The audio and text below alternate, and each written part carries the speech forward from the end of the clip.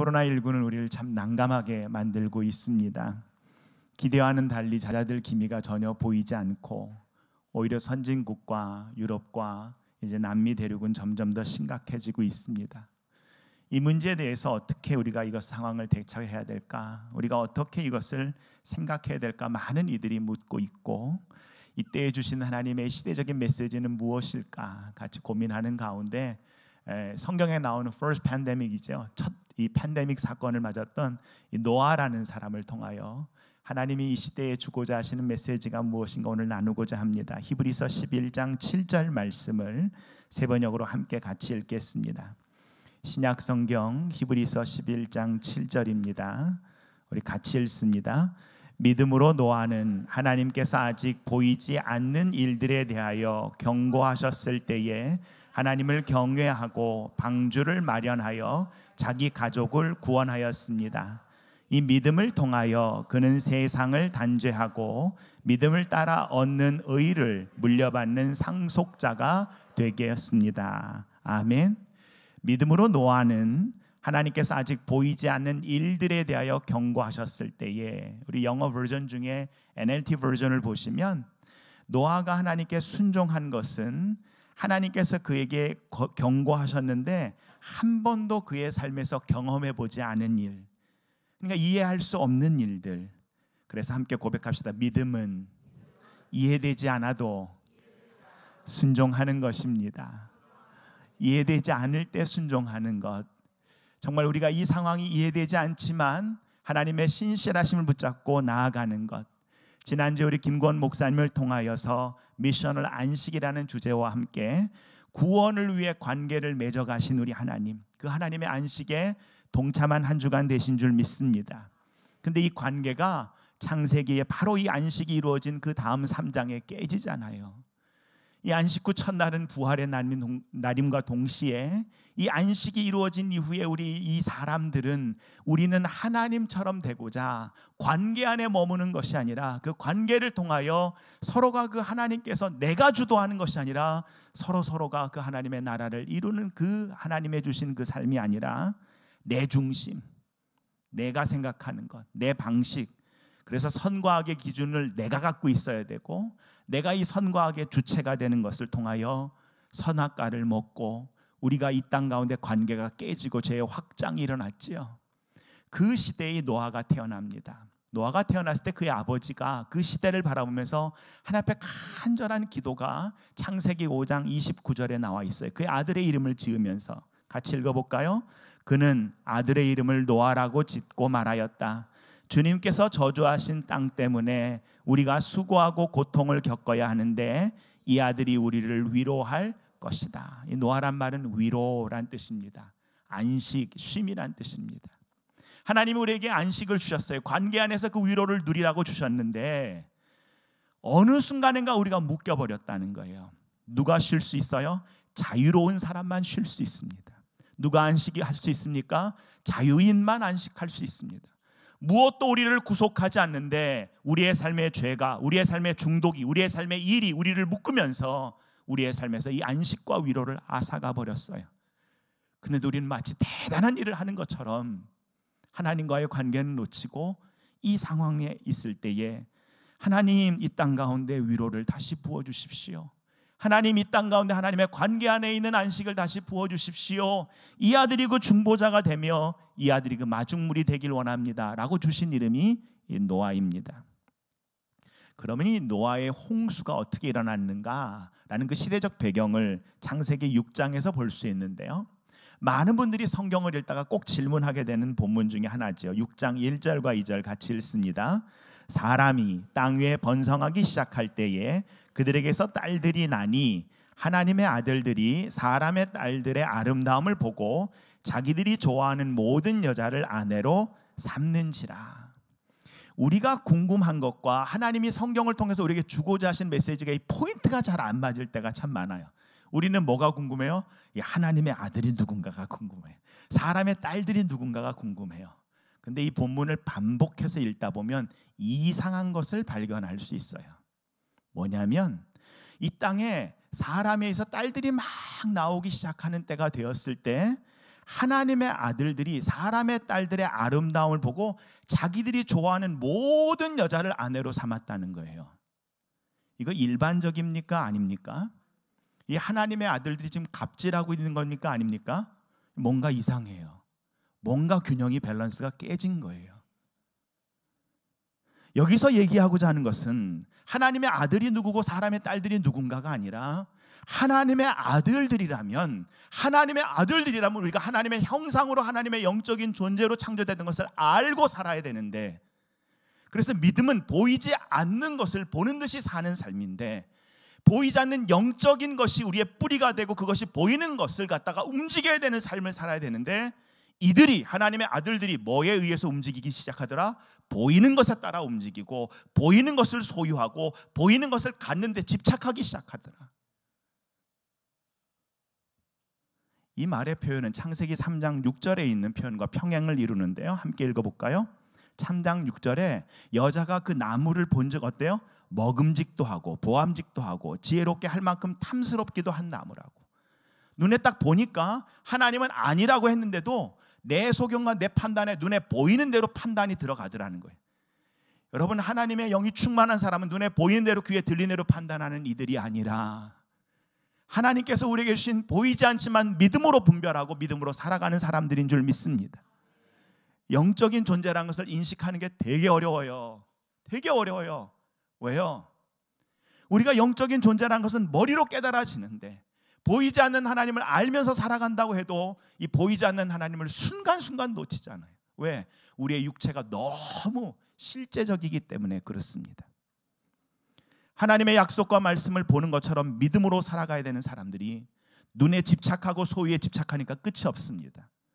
오늘 아까 읽은 창세기 6장 2절에 하나님의 아들들이 사람의 딸들의 아름다움을 보고 자기들이 좋아하는 한 여자를 아내로 삼았다가 아니라 뭐라고 돼 있어요? 모든 여자예요.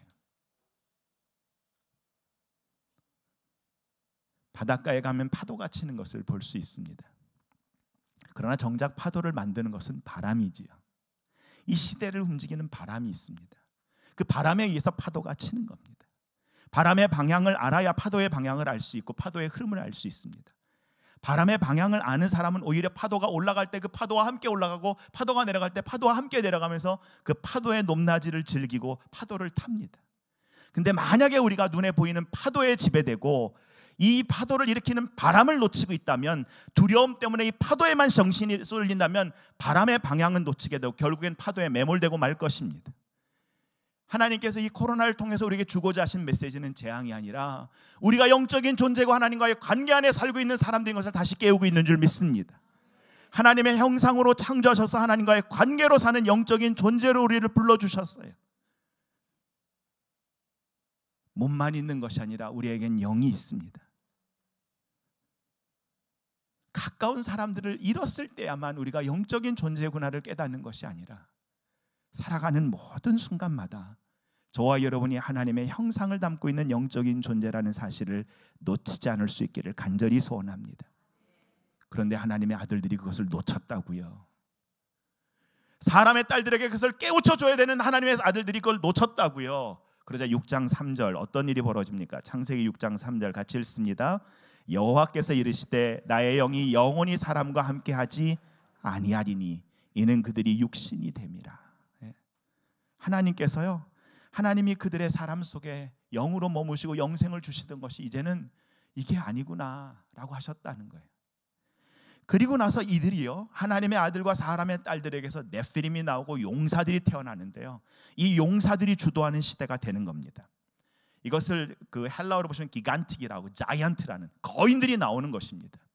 거인들, 이 네피림이란 말이 민수기에도 나오잖아요. 아낙 자손을 표현할 때 나옵니다. 마치 사람 위에 있는 사람들이 이 시대를 지배하고 그런 용사들이 주도하고 이들이 정치를 하고 이들이 사람들을 이끄는데요, 이들에겐 중요한 게 뭐예요? 영적인 것은 중요하지 않아요. 나와 반대되면 한 종족이 모멸되더라도 내 뜻을 이뤄야 되고 내 소유를 관철시켜야 되는 용사의 시대가 되었다는 거예요. 전쟁의 시대가 되었다는 거예요. 이 시대를 하나님이 바라보시다가 6장 5절 하나님이 참 마음 아파하십니다. 같이 고백할까요? 여호와께서 사람의 죄악이 세상에 가득함과 그의 마음이 생각하는 모든 계획이 항상 악할 뿐임을 보시고 합니다. 사람이요, 영적인 존재에서 하나님의 뜻을 분별하면서 우리의 보이는 것을 분별하지 않으면 우리의 생각이 어떻게 돼요? 보이는 것을 갖다 만들기 위해서 우리의 생각이 악해지는 것도 놓쳐요. 정당화시키기 시작해요. 그러니까 함께 관계를 이루는 삶이 아니라 적아가 되는 것이고요, 나와 뜻이 다르면 원수가 되는 것이고요, 그를 제거하고 내가 살아남아야 하나님 내 예배를 받으시지요, 이러한 구조를 만들어 가니까 하나님 이건 아니라는 거예요. 하나님의 창조는 관계 안에서 이루셨고 그 관계 안에서 우리가 쉼을 누리고 위로를 받고 사는 인생인데, 겉보기에는 거인과 같고 용사와 같지만 그의 속에는 정말 잔인하고 폭력적이고 한 생각을 그대로 품고 살아가면서도 드러날 때까지는 인정받으면서 아무도 모르더라는 거지요. 왜? 사람은 보이는 것 같고 판단하니까. 그러자 하나님께서 이 사람 지으셨음을 아파하기 시작하셨어요. 이게 창조의 목적이 아닌데, 하나님이 사람 지으셨음을 한탄했다는 것은요, 이 창조를 부정하는 말이 아닙니다. 예레미야서는 독일 신학자는 성경 안에 있는 하나님의 후회, 환탄이라는 말만 가지고 어떤 표현이냐면, 지금까지는 하나님이 우리에게 은혜를 부어주셨어요. 은혜를 부어주면서 우리에게 돌아오라고 하셨어요. 근데 돌아와도 안 가고 죄의 확장이 결국엔 파멸로 가니까 이젠 하나님이 모드를 바꾸시는 거예요. 은혜 모드 갖고는 어려우니까 이젠 심판 모드로 바꾼다라고 할 때 하나님이 한탄하셨다라는 말씀입니다. 여러분이 코로나가 와서 우리가 지금 하나님이 이 시대를 바라보는 하나님의 마음이 느껴지십니까? 아니면 이미 그 전부터 이 시대를 향한 아버지의 마음을 우리가 느끼고 있었습니까? 아마 이미 오래전부터 이 시대가 이건 아닌데 라는 생각을, TV의 드라마나 뉴스를 통해서 드러나는 모든 것들은 점점 잔인해지고 악해지고 음란해지고 하는 것들을, 폭력적이고, 그때 하나님이 공의를 드러내십니다. 어떻게 드러내시는가? 어떻게 드러내시는가? 하나님의 사람들을 통해서 드러내세요. 보이지 않는 것을 믿음으로 순종하는 사람을 통하여 정죄하시는 거예요. 너희들 잘못됐다라고 지적질하고 말하는 게 아니고요, 그 상황 속에서도 이해되지 않아도 하나님 말씀에 순종하고 가는 사람들의 삶이, 믿음의 삶이 예배가 되는 삶을 통하여 하나님 드러나신 줄 믿습니다. 창세기 6장 9절에 노아는 의인이여 당대의 완전한 자라 그러셨는데, 하나님이 그와 동행하셨는데요, 그럴 수 있었던 근거가 6장 8절인데 한번 같이 읽습니다. 6장 8절 같이 읽을까요? 그러나 노아는 여호와께 은혜를 입었더라. 노아가 그 당대의 완전한 자여 의인이라고 불릴 수 있었던 것, 구약에 있는 인물들이 하나님께서 그를 의롭다고 칭했던 것은 그들이 다른 사람보다 더 도덕적으로 윤리적으로 더 뛰어났기 때문이 아니라 그들이 하나님의 은혜를 놓치지 않고자 몸부림쳤던 사람들이기 때문에. 노아가 영어로 보시면 킹 제임스 버전에 He found grace라고 했어요. 그 하나님의 눈에 그를 향한 은혜가 있는 것을 그가 발견했다는 거예요. 저와 여러분이 하나님이 저와 여러분을 향한 그 은혜가 있음을 발견해내는 사람들이 되기를 간절히 소원합니다. 이 시대를 향한 하나님의 은혜가 절절히 흘러가고 있다고요. 인간의 죄가 더 이상 하나님의 창조 질서를 유지할 수 없을 때 이 창조 질서는요 혼란으로 돌아가는데 참 아이러니합니다. 이미 우리한테는 선행학습이 있었어요. 창세기 1장 2절을 보시면 창조 이전의 땅의 상태를 혼돈하고 공허하며 흑암이 깊음 위에 있고 하나님의 신이, 하나님의 영이 수면 위에 운행하시더라. 이것을 가만히 읽으면 지금 땅이 혼돈한데 지금 땅이 뭐 밑에 깔려 있는 거예요? 땅을 뭐가 덮고 있는 거예요? 물이 덮고 있는 거예요. 혼돈에 물이 덮고 있어요. 그 위에 하나님의 신이 운행하셔서 다시 창조의 말씀을 통하여 우리 가운데 질서를 부어주시고 우리 가운데 창조의 하나님의 그 은혜를 갖다 누리며 살게 하셨는데 관계가 깨어지고 우리의 욕심, 우리의 탐심이 이 땅의 창조 질서를 파괴하더라는 거예요. 그때 하나님이 노아를 부르셔서 창세기 6장 14절 같이 읽습니다. 너는 잣나무로 방주 한 척을 만들어라. 방주 안에 방을 여러 칸 만들고 역청을 안팎에 칠하여라 입니다. 오늘 히브리서 11장 7절에 노아는 하나님이 그에게 명령하셨을 때, 경고하셨을 때 그게 뭔지를 몰랐다는 거예요. 그래서 우리 성경에는 이 자세한 내용이 안 나오는데 미드라심에 보면 하나님과 노아의 대화가 나옵니다. 하나님께서 이렇게 잣나무로 방주를 만들어라. 그러니까 노아가 묻지요. 방주가 뭐예요, 하나님? 들어본 적이 없으니까. 방주가 뭐예요? 그 방주는 큰 배야. 설명을 해주신 거예요. 그럼 그 배를 가지고 바닷가로 나가서 고기를 잡으려고 그러시는군요. 아니야, 네가 만들 배는 그런 배가 아니고 모든 이 땅의 짐승을 태울 배야. 이 대화가 되면 될수록 여러분 생각을 해보세요. 노아가 하나님과 계속 대화를 하고 일이 진척되면 될수록 이해가 될까요? 계속 곤란해지지요. 한참 대화를 하다가 그 중간 부분 이후에 가시면, 그래서 하나님, 그렇게 배가 커지면 누가 핸들을 할 수 있습니까? 그게 또 박스 모양이랬는데 이런 것들은 배 역할도 못 하잖아요. 그때 하나님이 노아에게 이렇게 해서, 네가 핸들할 게 아니라 내가 핸들할 거야. It's bigger than you can handle, but it's not bigger than I can handle. 지금 이 상황이 네가 보기에는, 네가 핸들하기에는 커 보이지, 그러나 내가 핸들하기에는 그렇지 않아. 하나님과 이런 대화가 저와 여러분의 삶 가운데 이루어지기를 간절히 소원합니다. 저와 여러분의 가정을, 우리의 교회를 이 시대의 방주로 하나님께서 세우신 줄 믿습니다. 누가 핸들하고 계십니까? 누가 핸들하고 계십니까? 하나님, 비는 뭔가요? 그랬더니 하늘에서 물방울이 떨어지는 거야. 그게 어떻게 가능합니까? 이런 대화를 계속하면 할수록 이해가 될까요? 여러분, 저와 여러분이 이해가 돼서 믿는 것이 아니다라는 거예요. 그 하나님의 신실하심을 우리가 알기에 대화를 하면 할수록, 기도하면 할수록 뭔가 더 미궁 속으로 빠져들어가는 것 같지만, 우리가 주님 앞에 서는 그 순간 모든 과정을 통하여 하나님께서 한 스텝도 우리의 삶을 소홀히 두지 않으셨음을 고백하게 하실 줄 믿습니다. 하나님 말씀에 순종하여 방주를 건조합니다.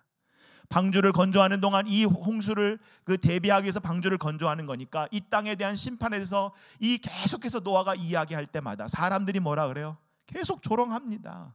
여러분, 우리가 복음을 전도해 보면 어떤 결과가 나옵니까?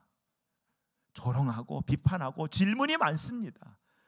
교회가 왜 그러냐, 여러 가지 얘기가 많습니다. 너나 잘하세요 하는 얘기도 있습니다. 그래서 가족 전도하기가 정말 어렵잖아요. 근데 노아는 보이지 않는 일에 대해서 경고하셨을 때에 하나님을 신뢰하고 방주를 마련함으로 자기 가족을 구원하였다. 창세기 6장 22절에 이렇게 기록하고 있습니다. 같이 읽을까요? 노아는 하나님이 명하신 대로 다 하였다. 꼭 그대로 하였다. 이해해서 한 게 아니라 말씀에 따라 했다는 거고, 꼭 그대로 하였다. 7장 5절에도 이렇게 말합니다. 같이 읽습니다. 노아는 주님께서 명하신 대로 하였다. 노아보다 똑똑한 사람 많았어요. 노아보다 시대를 아는 사람 많았습니다. 그러나 순종한 사람만이 방주에 들어갔고, 순종하여 방주에 들어간 사람만이 생존하고 구원을 얻을 수 있었습니다. 창세기 7장 22절에 마른 땅 위에서 코로 숨쉬며 사는 것들은 모두 죽었다. 23절 모든 생물 없애버렸다. 그리고요, 모든 이 땅에 있는 것들이 다, 하지만 노아와 방주에 들어간 사람들과 짐승들만이 살아남았다입니다. 그리고 물이 150일 동안 땅에 창일합니다.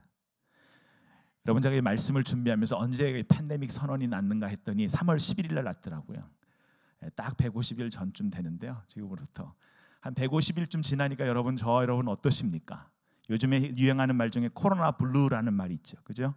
코로나 19라는 말과 우울한 기분을 말하는 이제 블루라는 말이 이제 복합어가 돼 가지고요. 정말 우리의 삶에 어떤 그 상황들이 제한되다 보니까 매일마다 또 구청에서 경고 문자 날아오시잖아요. 경고 문자 올 때마다, 또 코로나 관련된 뉴스 나올 때마다, 확진자 소식을 들을 때마다. 네.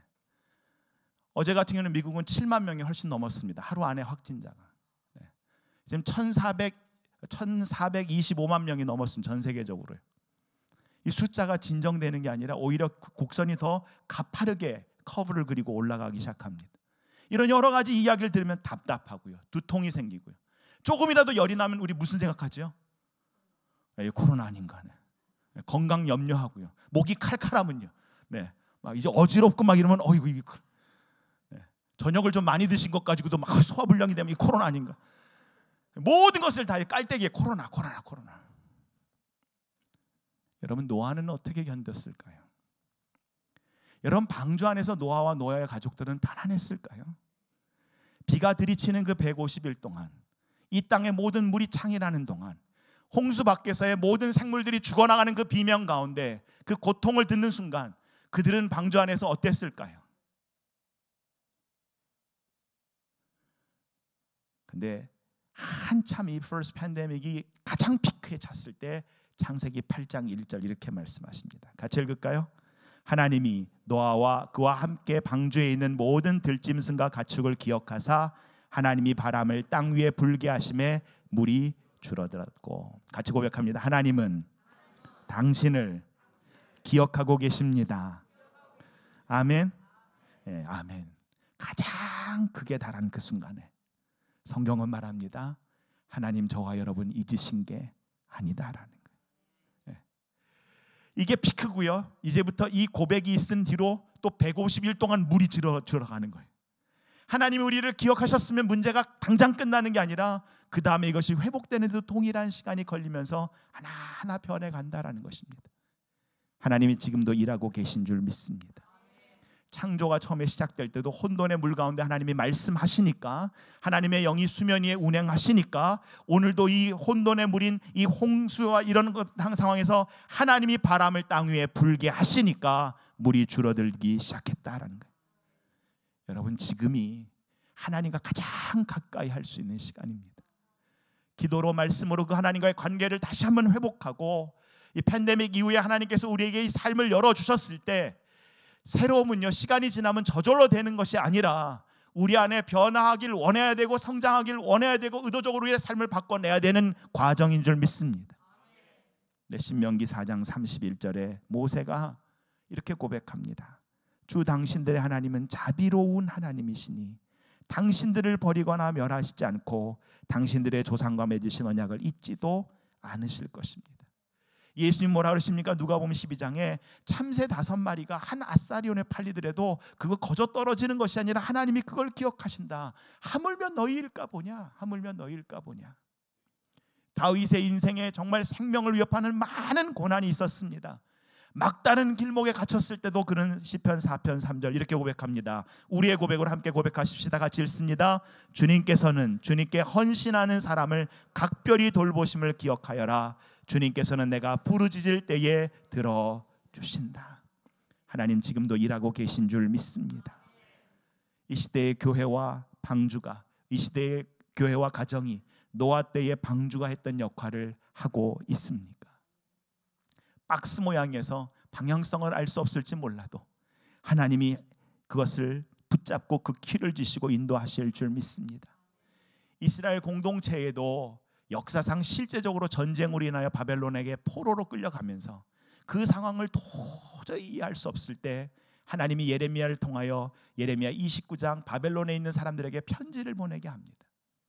4절부터 보시면 바벨론에 사로잡혀간 포로에게 이같이 말씀하셨어요. 5절 너희는 거기서 집을 짓고 텃밭을 만들고 열매를 먹어라. 돌아올 생각하지 말고 거기서 살아라.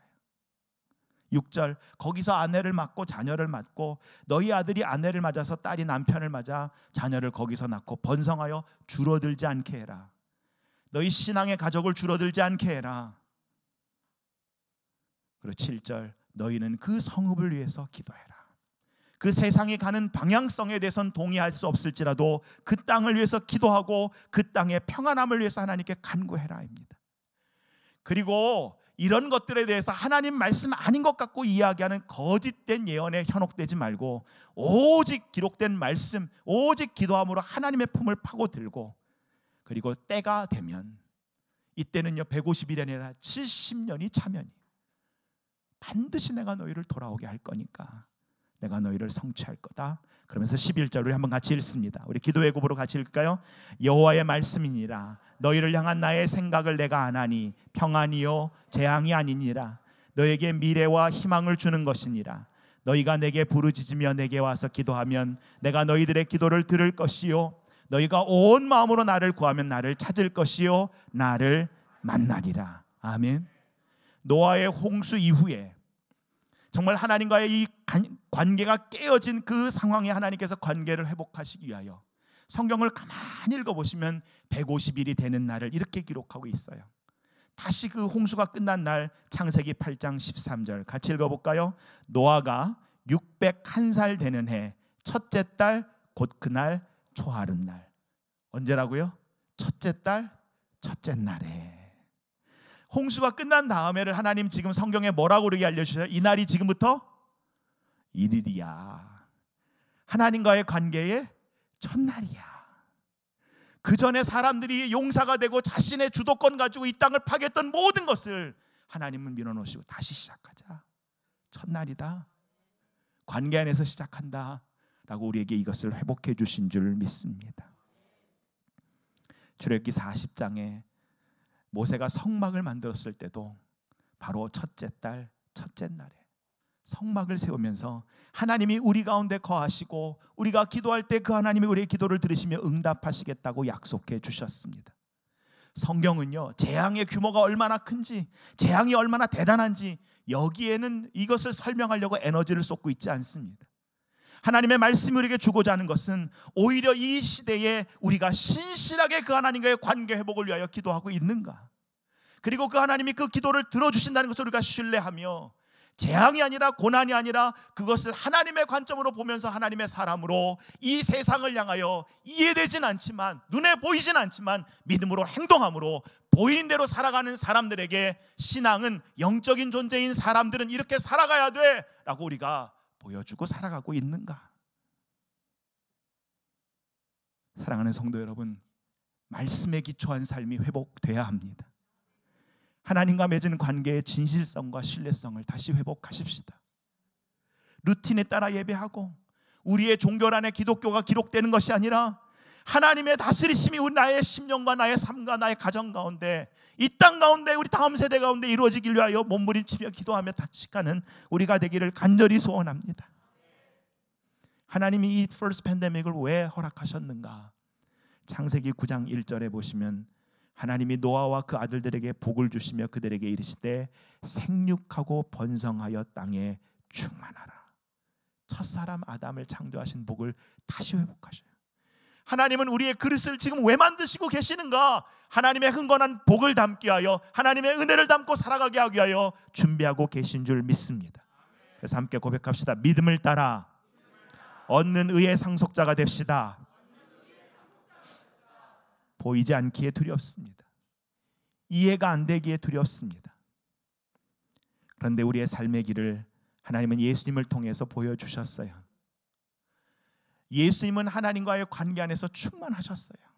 성령과 하나님은 관계 안에서 서로를 갖다가 내가 주도하는 것이 아니라 서로가 함께 그 사랑 안에 거하시는 그분이 모든 것을 내려놓고 관계가 깨어진 저와 여러분을 위해서 오셔서 이렇게 관계를 회복하는 거야, 이렇게 관계를 세워가는 거야, 우리는 이렇게 부르심을 받은 사람들이야 라고 십자가까지 나아가 우리를 불러주신 이유는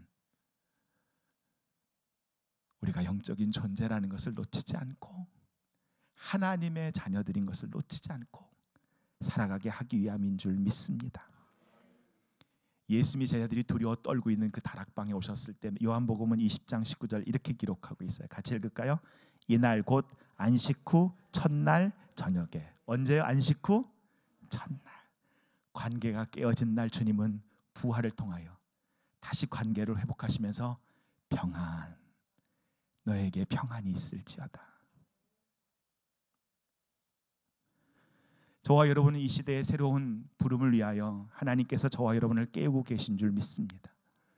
말씀을 통하여 이 시대를 향한 하나님의 정말 꿈이, 마음이 다시 한번 우리 안에 새로운 기능으로, 새로운 고백으로 자리 잡아야 되는 것입니다. 옛날에 안주하거나 그냥 안전하고 확실한 것을 붙잡고 싶은 마음이 있지요. 근데 하나님은 우리를 초청합니다. 새로운 시간이 지나면 자동으로 오는 것이 아니라, 퍼즐을 맞추면서 깔끔한 기술적 성취가 아니라 오히려 이해되지 않지만 믿음으로 순종할 때 주어지는 하나님의 신비요 선물이요 은혜인 줄 믿습니다. 새로움은 손쉬운 해결책을 허락하지 않습니다. 손쉽다고 말하고 있지 않아요. 그런데 출애굽 그 애굽에 있던 백성들이 탄식하며 하나님께 부르짖을 때 하나님이 그 탄식에 반응하셨습니다. 부활은 반드시 그 금요일에 십자가의 죽음과 고통이 지나가야 부활이 오는 것이기에 주님께서 그 십자가를 통하여 우리에게 생명을 주셨고, 노아가 이해되지 않지만 하나님 이 땅의 삶의 방식은 보인 대로 가고 있는데 그것이 훨씬 더 쉽고 더 확실한 것 같지만 오히려 그가 이해되지 않지만 하나님의 약속에 순종하여 선한 능력으로 일어났던 것처럼 저와 여러분 다시 한번 말씀과 기도를 붙잡고 선한 능력으로 일어나 정말 관계를 다시 회복하시는 그 하나님 앞에 하나님과 동행하는 삶을 결단할 때에 믿음의 귀한 의의 상속자로 저와 여러분을 세워주실 줄 믿습니다. 그래서 이 시간 우리 함께 찬양하면서 그 고백으로 나가기를 원합니다.